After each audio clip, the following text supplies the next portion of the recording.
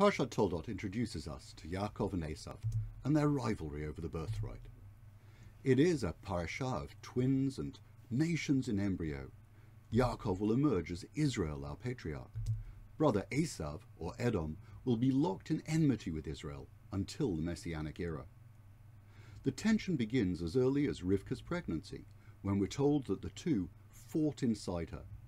The Midrash is not shy to demonize Esav in its conjecture that whenever Rivka walked past a place of idolatry, Esav tried to burst that out. When she passed a place of Torah learning, Yaakov made his bid for freedom. We're told that Esav became a man who knew hunting, a man of the field, and Yaakov was a wholesome man who made his life in the tents.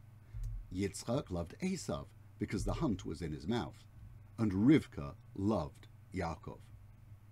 It seems they've picked favourites, Yitzchak taking pride in Esav's manly pursuits, Rivka drawn by Yaakov, who helped out around the house.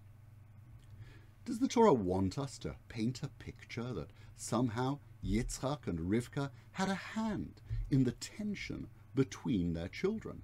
And how could Yitzchak get it so wrong that he favoured the obvious villain of our piece? If we look at the expression carefully, Yitzchak loved Esav because the hunt was in his mouth, and Rivka loved Yaakov. We see that while a reason is given for Yitzchak's love for Esav, Esav's hunting prowess, no reason is given when we're told that Rivka loved Yaakov.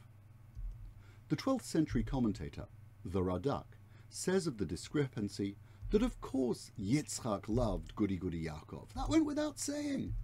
Quite literally, without saying.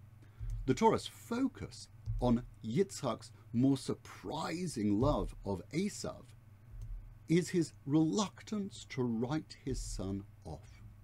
While Esav is vilified by tradition as a wayward child, he nonetheless found an avenue which made his father proud, and he honoured his father by bringing him the delights of the hunt.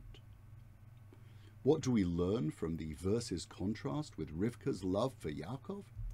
On the face of it, Rivka's love for Yaakov is unqualified. She had every reason to love him, and none not to.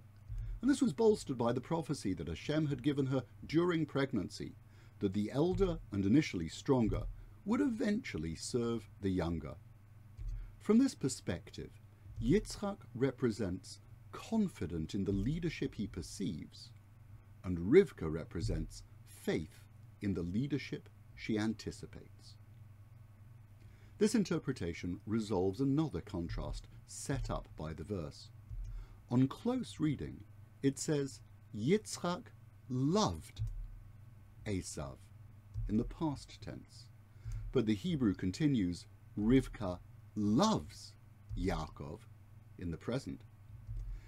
Yitzchak's love, predicated on an optimistic gloss over Esav's deficiencies, or on the imagination that leadership was synonymous with brute force, was a love that existed but elapsed. Rivka's love, rooted in her faith in Yaakov's noble qualities, is a love which exists and endures. Our Torah gives us patriarchs and matriarchs who are real people with real hopes and real faults and real flaws. If our biblical forebears were all good or all evil, they would be like Goldilocks Three Bears, fairy tale characters with nothing much to teach. Instead, we have a narrative which challenges us to understand and challenges us to learn. Our parsha teaches us, through Yitzchak, that we should look for the positive in people. However, we should not blind ourselves to their flaws or the need for admonition, the need to set them right. Sometimes you need to tell someone they are wayward to help them find their way back.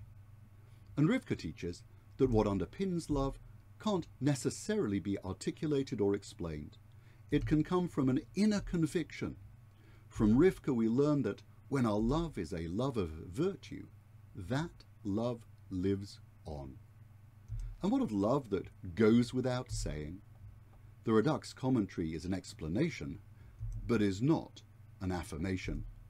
We might know that we love our family so much that it goes without saying, but if we love them, we should tell them even so. Wishing you and all your families good health and Shabbat Shalom.